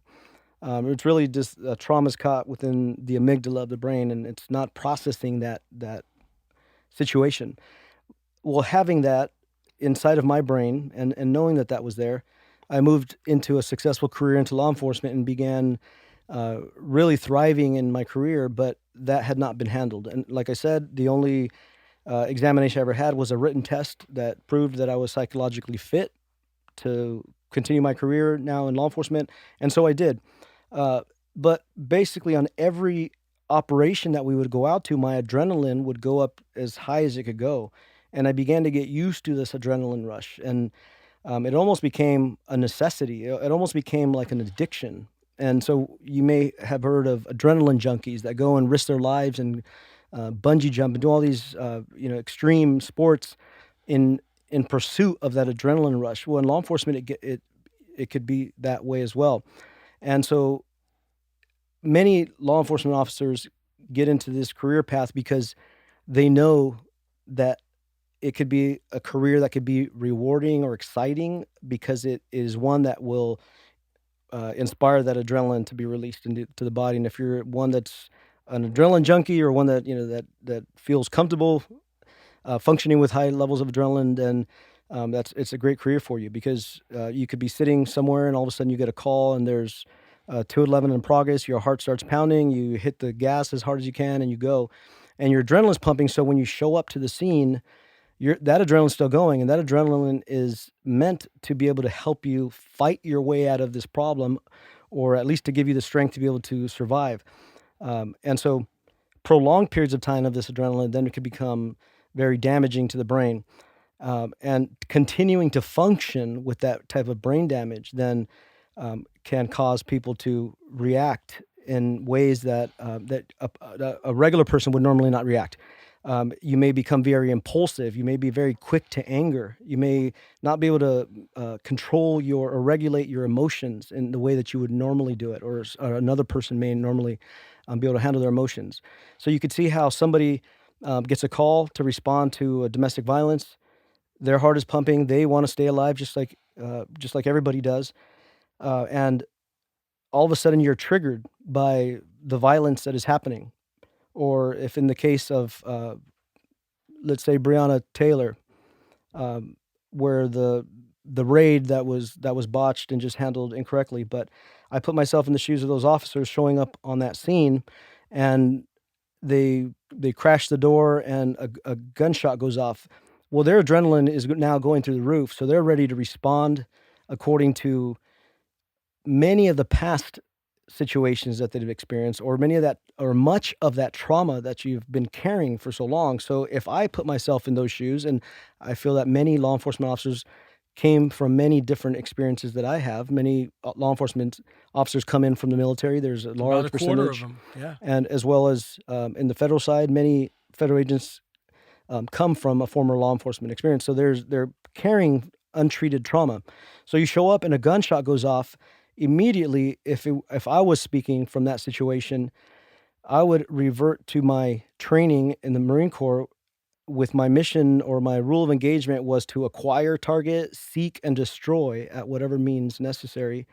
And so I could understand the officer. There was several officers, but one officer began to fire into the window, unknowing who was behind those curtains. The wall, He actually. began to fire through what was not. He was not positive what was on the other side. Right, That's a military tactic, because you acquire target. You know that your target is anybody that opposes you in military tactics. And so he began to fire, and it kind of, when I said that I was watching the news, and it kind of triggered me, because that's the type of action, the tactical response that we would take towards, if my brothers under my race of blue are being targeted or being attacked because of the fear that Kent Williams had when somebody crashed at his door, and all of a sudden now he feels his life is in danger, so he responds by trying to protect himself and his girlfriend Brianna. Now on the officer's end, they hear a gunshot, and they know, I believe that they knew that one of their officers had been hit. They're going to respond with over 30 rounds or whatever they calculated to be, but it was excessive. But it's not excessive under the mentality of a traumatic state that you may already be bringing with you. If we removed police officers and we put a team of people that had never been under previous traumatic experiences, they may have handled it with the tactics that they have been trained, because normally police officers are very well strategized, and they have a clear-cut plan for most scenarios, and they practice and train over and over in situations on how to do raids and search warrants, and how to do it safely, number one, for their team, and safely for those that you are suspecting of committing crimes. It seemed that the response was excessive, but I could understand it if they were coming in with trauma from their personal past situations. So that speaks to the mental health side, as in being in law enforcement. It was unspoken no, as in do not go see the psych doctor, because they'll take away your gun, and you'll get put in some form of administrative position if you're ever considered to be unfit psychologically, mentally. So it was an unspoken rule that everybody knew, and I actually heard it verbally from several people. They said, when you go see the shrink or the psych doctor, don't tell them really how you feel, because they'll take away your gun, and that almost feels like a loss of identity. If I am well trained and my duty is to carry my weapon in support of my brotherhood, or my family and my race of blue, and now I'm sitting at a desk, it's as if I let my family down. And I experienced this personally on several occasions. At one point, I was many situations. I was held at gunpoint and kidnapped and bagged and beaten. This was in the military? No, this was in the law DEA. enforcement. Okay, the DEA. I was acting in an undercover capacity. At this one example out of the many, but I'll share this one. I was acting as the drug dealer, and law enforcement can do that. We could lie, and we can portray whatever it is that we need to portray to be able to bring some of our suspects, or to further our case. And so I was acting as a drug dealer. This specific situation turned into a drug rip, as in those that were coming to buy the drugs that I was in an undercover capacity alleging to be selling, rather than wanting to buy them, they chose to rip me or to steal them from me. So they held me at gunpoint, and they hit me several times with their shotgun. They jumped into the vehicle that I was driving, that was loaded with actual drugs inside of it, and it was a high-speed chase. And in the meanwhile, I was bagged with, I think it was a black pillowcase with a shotgun to my head, and I couldn't find a way out of it, I really started to. Nick, you're gonna die. I thought that I was going to die, and so I quickly remembered that I had a relationship with God at one point, and I called out to Him, and I said, God, I don't know what I'm supposed to do. I think I'm going to die today. And I could hear I, I was able to slightly see through the pillowcase, and I could see the person who's holding the shotgun to my head. His finger was on the trigger, and that means that I'm just a millimeter away from it going off, and and the vehicle's in motion, so just a bump could trigger that shotgun to go off. So I had really faced my reality that I was going to die here. All the people inside of the vehicle began to panic, and they started to look out the windows, and I took that time to jump out of the window, out of the moving vehicle.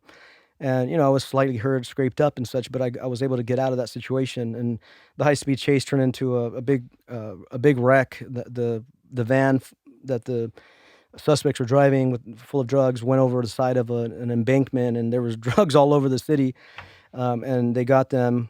But at the end of that, my supervisor came and talked to me a little bit and said, "How do you feel? How are you doing?" I said, "I'm great. I'm fine. And, my adrenaline's pumping, but I'm good. I'm used to this type of activity, and I'm okay."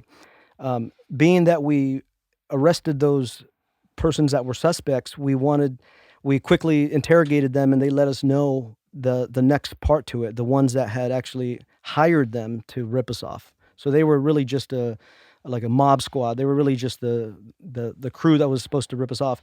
And I wanted back in the game immediately, and that is kind of surprising now as I think about it. But here I am, 1 millimeter away from death, and rather than going to to safety, my boss said, "You don't have to go out there. You just went through this." And I was cut up, and I had road rash everywhere.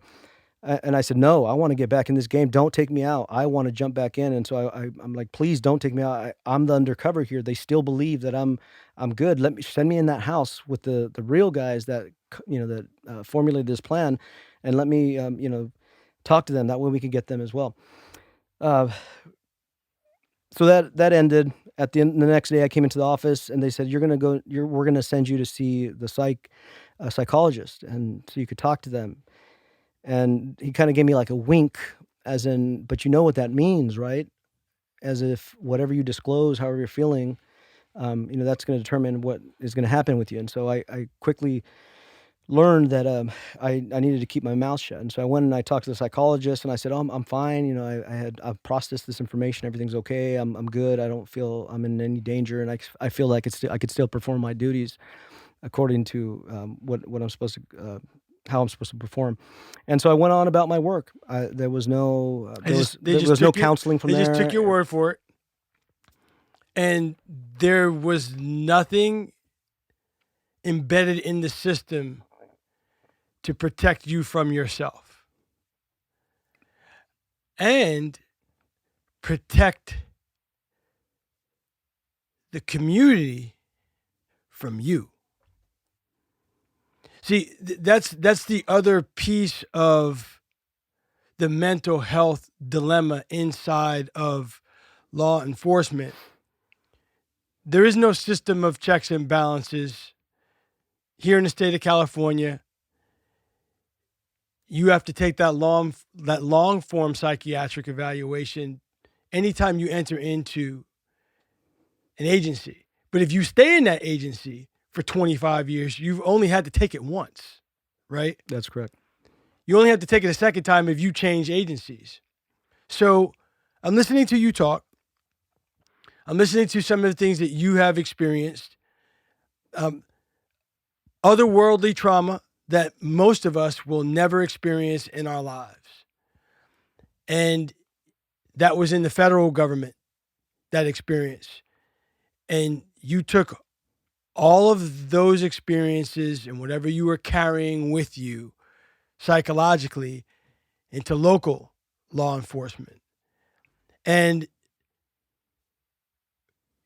you could be a danger to yourself.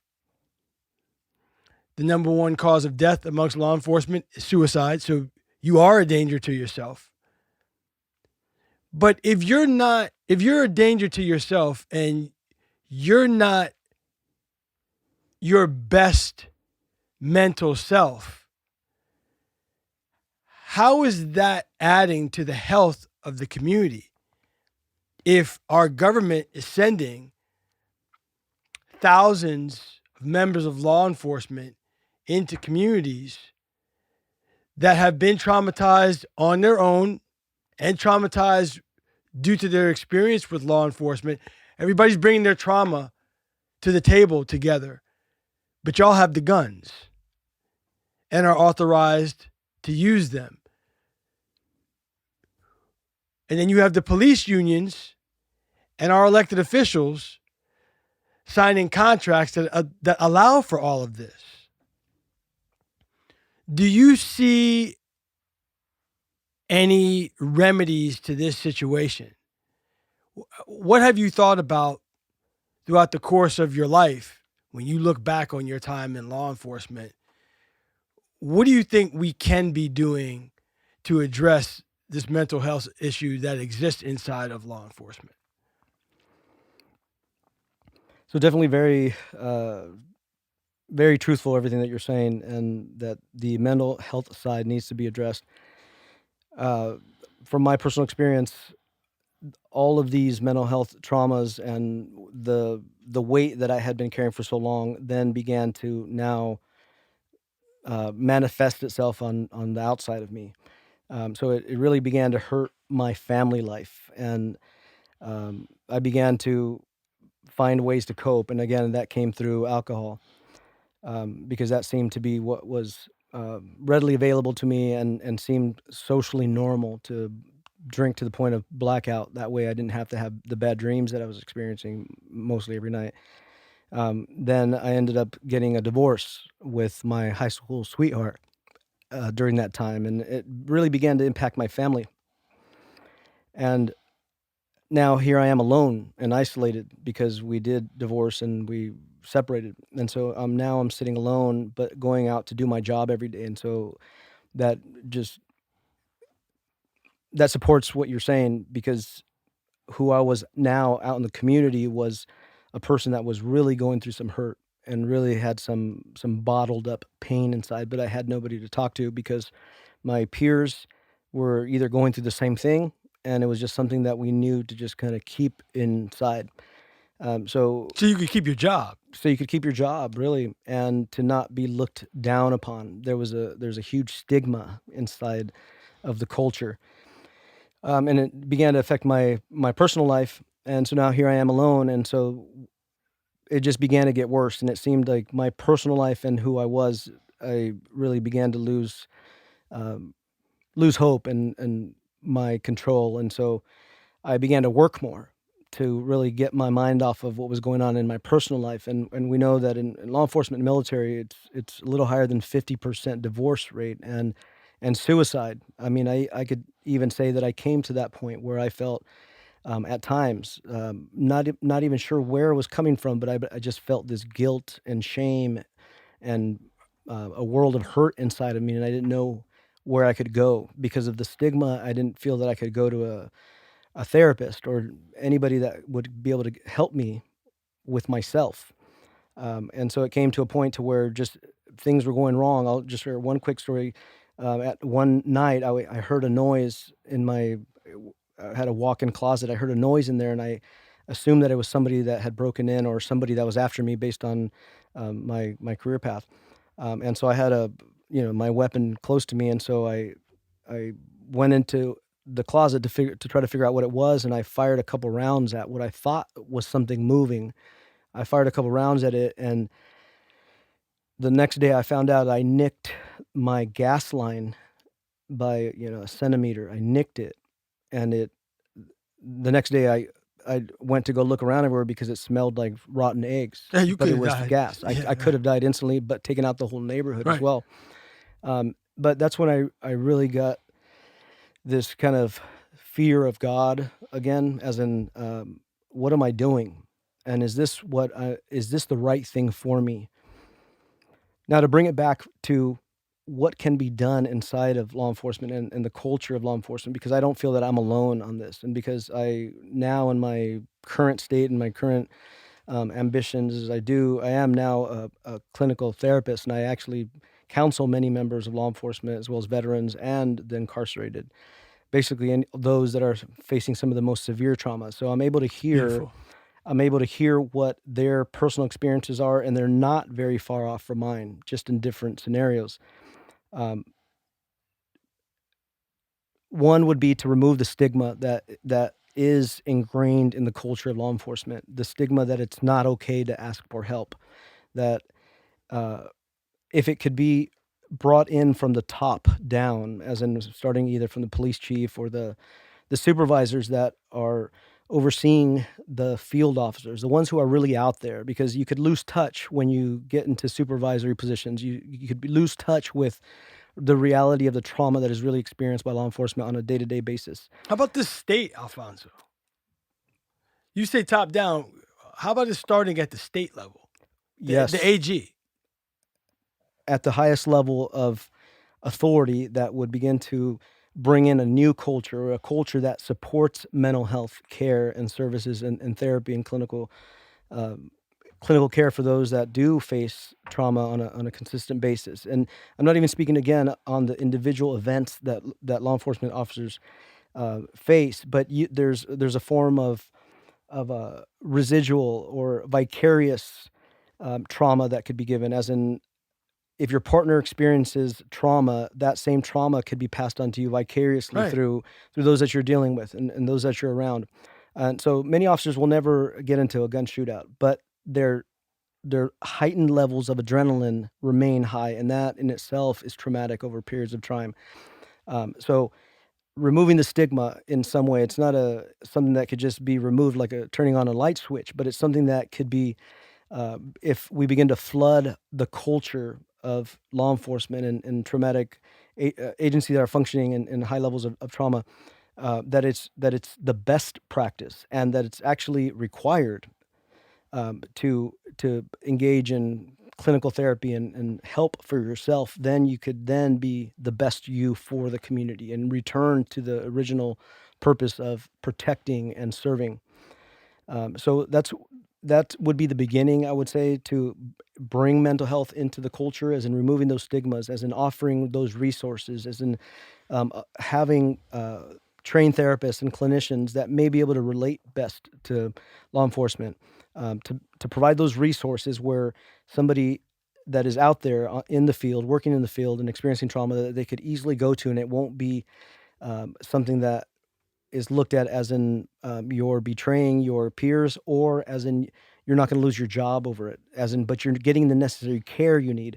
If there was an officer that had all of a sudden a physical disease or a physical problem, they would not, nobody would hesitate to go and see a doctor to get physically help, sometimes Well, like physical help, well, but there's some mentally. debate to that. Yeah. Men don't like going to the doctor, but I understand. I understand what you're saying.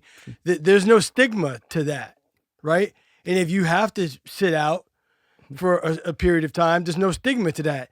If you have to retire, a lot of officers have had to retire because they were shot in the hip and they just can't do the job anymore. There's no stigma to that, and that's accepted. It's not accepted for you to no longer be in the profession because you don't have the psychological or mental capacity to do the job anymore. It's not that you're crazy. It's just that some people have reached a point where it's not safe for you or the community for you to be in the community every day with a gun and a license to use it. That's exactly right. And I mentioned that walking around with this type of trauma and mental health challenges, and just this perspective that the world is negative or evil, or you become very cynical of the communities. Walking out with that type of perspective because of what we've allowed ourselves to believe, and so therapy could also help in that sense, as in not allowing our hearts or our minds to become so cynical over others, so that when somebody is first on scene, they're not showing up with a cynical mind and immediately wanting to go to to a comply or I'll hurt you stance, but that the first responder that shows up to any scene shows up with the mentality and the perspective that I'm here to protect them, and to protect the public and to serve in whichever way that I can. So, making mental health services accessible, making it to where it's something that's a positive rather than a negative, and also having mental health providers out there in the communities as well that are like, we're seeing a lot of changes to that where we'll have mental health clinicians out there with law enforcement. That's a great beginning, but unless the perspective of an officer receiving those mental health services, one will not be open to possibly offering those services. One won't see ever the importance of mental health if one doesn't even believe in it in itself. And I could say I didn't feel that mental health care was necessary for me while I was there, because it was so You were in too deep. ingrained Right, into me, exactly. yeah, that if I went to go see a mental health professional, that it would be a negative thing, and that I would be looked at as negatively, as in somebody who can't hold their own or who's unstable. So if that stigma is removed and if it's supported by those that are the decision makers and those that are in supervisory positions, then law enforcement would then possibly be able to see from a different lens and see that mental health services are so necessary for the community as well as for themselves. I know our time is waning, Alfonso, but I want to ask you this: with what you're doing now and being a therapist, what do you hear most from members of law enforcement when they're talking to you about their issues? What are some of the top topics of conversation that they bring to you regarding like what's going on inside of them? Really, the foundation of where all of their symptoms are coming from, and just like myself, but what I hear most when we get to the root of what their symptoms are, it lies in their guilt and shame of where how they perceive themselves.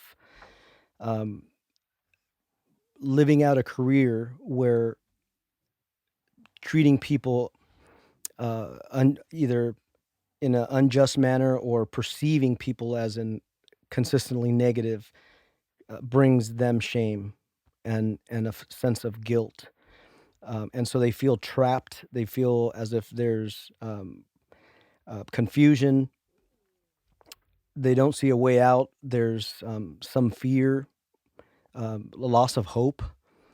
And so these are some of the symptoms, but it's really rooted to the deeper parts of what really lies deepest within them, and what lied deepest within me was the sense of guilt. As in, we're created to love others because we're created from a fully loving Father.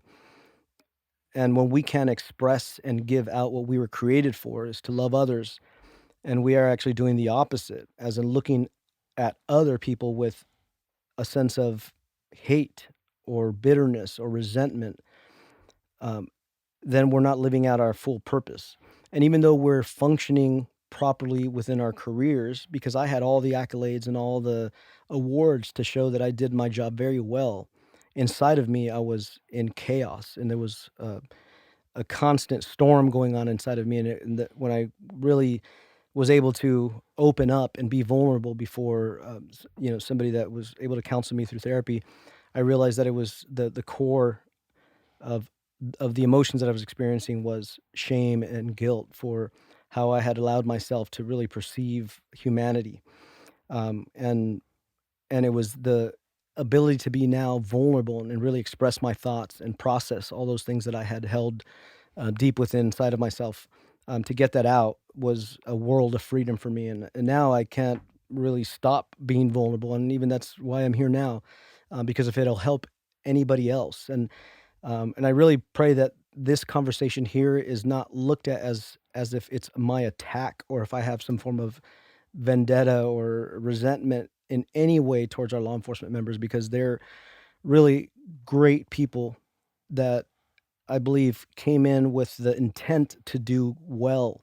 But over the period of their career, they somehow lost that ambition and that original intent to go out and to serve and to protect others, which is unselfish. The culture did that though. The culture did that, and somewhere in there you lose that initial intent, that initial desire and ambition, and really what we were called to do. As the heart becomes callous, then you really just roll with the culture, and the culture is very tough, and it's one that's um, looking at protecting oneself, and then, as I mentioned before, then it begins to look out more for self than it is for others, because really the mission or the purpose of law enforcement again is to be selfless. And there are many, many heroes out there who have given their lives in pursuit of protecting their communities. Uh, but that sense of uh, ambition then begins to become cynical and calloused with what you consistently begin to believe about self and about the community. So then you're now operating in a protective mode, as in the community's against me, and they become our enemies. Almost now relating that back to my military experience, where functioning in the military, I had an enemy, and that enemy I never knew. It was the enemy that the government told me was my enemy, and I just functioned and operated according to what my job was, and my job was to take out that enemy who they said was my enemy. If I had met the person on the other side, I probably would have not considered him an enemy. I would have considered he's just a person, just like I'm a person.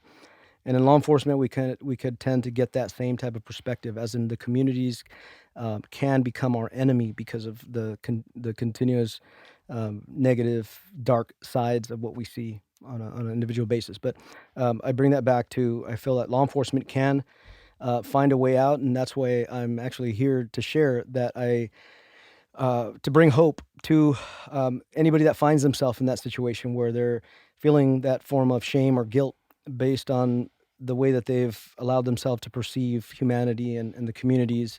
And I'm one that's been able to find my way now in life with where I could say I'm fully free of any shame and guilt. I've returned to my roots of knowing that I'm absolutely loved by God. And now I'm able to then love others as the way that He's called me to love. And so, and part of my experience now, I volunteer inside of the prisons. It's very surprising to even me that I was once the guy who was incarcerating people at the fastest rate to gain more success and notoriety for myself, and now I'm the guy who's inside of the prisons on a voluntary basis, and nobody really knows that I'm in there because I don't do it for any self-recognition. I don't get paid. I go in there and volunteer my time inside of the prisons, inside of the county jails, inside of the juvenile halls, and I also have a nonprofit where I'm able to help those who have experienced any form of detention, any form of massive amounts of trauma while you're incarcerated is very traumatic. So those that are re-entering into our communities and society now, I'm there with open arms to say that there is hope, and that there is an opportunity for you to return to our communities fully healthy and healed. But that's going to take some vulnerability, some acknowledgement of what you've been through. And so that's where I spend most of my time now is dealing with those who've been through traumatic experiences, and I'm able to use my personal experiences and my education as well, because I'm a licensed clinician and I've been through the education to be able to do that. The number one reason was to first allow myself to be healed. I needed to find healing in all of my personal experiences, and now that I am fully healed, and then I'm now giving back, and I'm willing to talk to and accept really anybody. And also, I'm an educator, so I'm able to teach um, practices that are more efficient in law enforcement and community policing and such. Is it a nonprofit organization? So it's a nonprofit that I opened up some time ago. What's the name of it? Redemption Ladders, and we really stand on being there for anybody that has barriers from becoming the best person they could be. And one of the things that we were doing was removing tattoos that were a barrier to becoming the best you. As in, it's hard to find employment, housing, relationships, stigma, just negative. Being looked at negatively because of some prison-based tattoos or gang-related or anything that's a barrier. A tattoo could on their face or anywhere that's visible that causes the person to have low self-esteem or not, or feel insecure based on the life that they lived. And if they want to live now free and become whatever their goals lead them to become, then we would remove those tattoos for absolutely free.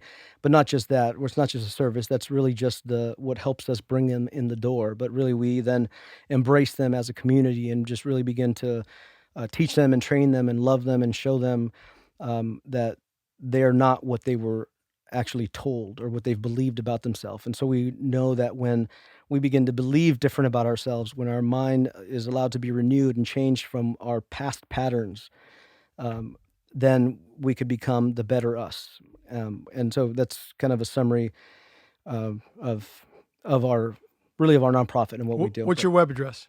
It's redemptionladders.com. Are you on Instagram or No, YouTube? well, COVID put us to a halt for now, so right now we're kind of at a pause state, but there's a lot more coming, and it will be thriving here very soon. There's a lot more that goes to that, and we could maybe even talk about that at another point. But that nonprofit is kind of now branching out into where we're going to be able to provide everything that I just explained, minus the laser tattoo removal stuff, but through virtual reality. So we're now looking to be able to provide headsets, and through a virtual reality platform, we're going to be able to provide those headsets to all the incarcerated, or as many as the incarcerated that are wanting to receive or be a part of this community, where they'll be able to be a part of a community in this virtual world. So it's kind of like the metaverse, but it's the megaverse. I get it. And so that's up and coming, and that'll be a part of our newest direction that we're going with this nonprofit. But really, it's all for the purpose of finding those that are incarcerated, those that are going through trauma, and that are reentering into our communities. Well, Alfonso, I want to thank you for sharing your personal story and your perspective on law enforcement, on trauma, on mental health, on a great number of things. Incredible story, incredible human being, brother. Thank you for joining us. I want to have you back here at some point. Thank you very much for having me. It's just been a pleasure.